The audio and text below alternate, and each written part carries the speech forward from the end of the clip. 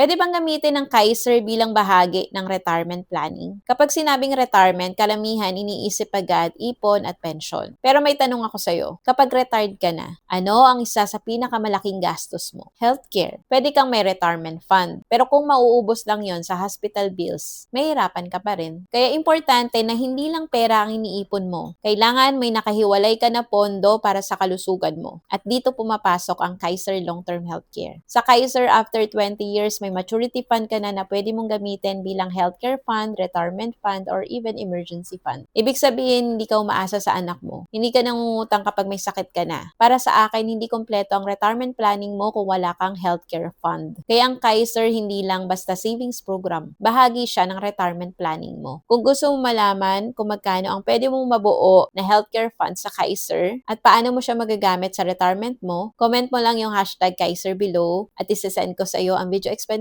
para mas maintindihan mo. Retire early, live free, kayang-kaya basta may tamang gabay.